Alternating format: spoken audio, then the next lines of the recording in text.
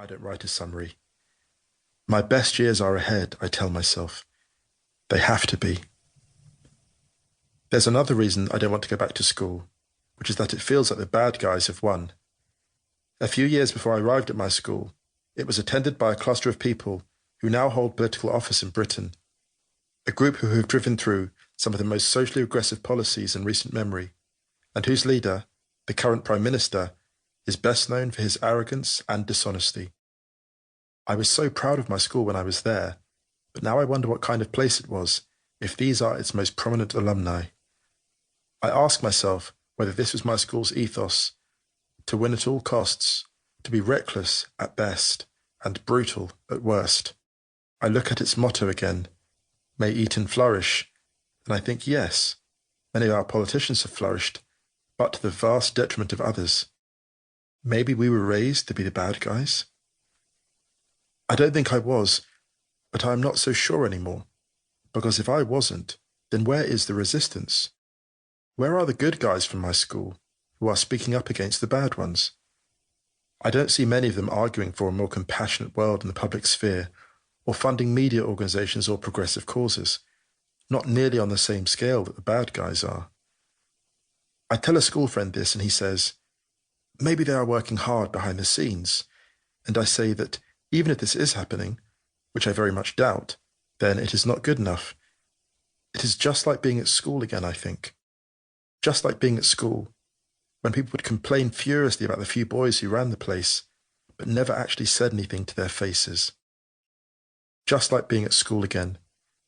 The invitation to my reunion and the rise of another one of my school's old boys to the office of Prime Minister have brought me abruptly and painfully back to my teenage years.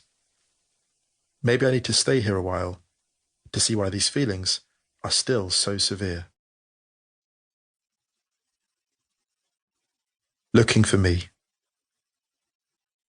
Years later, a few people will look forgivingly upon those who went to Eton, saying that it is not their fault that their parents sent them there. They will say that these boys are not to blame for choosing to attend a place whose most famous alumni are now wrecking the country and causing so much anger elsewhere around the planet. I will read and hear their words and I will think, but I did choose it, and I was proud when I did so. I remember that day well.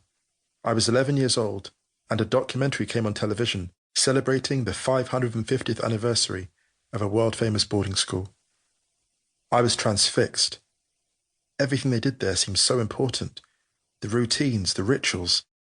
How did a simple school get to look so grand? At that time, I was attending a normal-sized school, the kind of school that only came into view once my mother's car drove over a small railway bridge. But this school I was seeing on television, it was the size of a town. Years later, when I'm landing in Heathrow, I will be able to see it easily from the air and will always look for it as I descend. Sometimes I will even be able to pick out my boarding house, from which I saw countless planes come in as I worked at my desk. How many of those who studied where I did were in those planes then, looking down just as I looked up, looking for me? This school. 2 weeks later, by complete coincidence, I will visit it for a school trip, and I will get to see its majesty up close. Its bricks are 5 times as old as those of my hometown. It has statues of kings and monuments to biblical heroes. It is part museum, part war memorial. It has several great halls, and not one church but 2, these vast buildings of forbidding stone and marvellous stained glass, places of worship that God himself might attend. I get home from my school trip, and I speak to my mother that evening. I have to go to that school, I tell her. I have to. My mother is surprised by my determination, and I am even more surprised by how quickly she agrees. After all, the change will not be convenient for her. I have just won a place at the local grammar school, which I am set to attend free of charge, and now I want to go to an institution which, over the next few years, will cost her tens of thousands of pounds. I don't think of any of that now. I am only 11, and all that matters is reaching the destination that I now crave. There is only one thing I have been thinking since I saw that documentary, that this is the best school in the world, the home of past and future heads of state, and if I succeed there, I can succeed anywhere.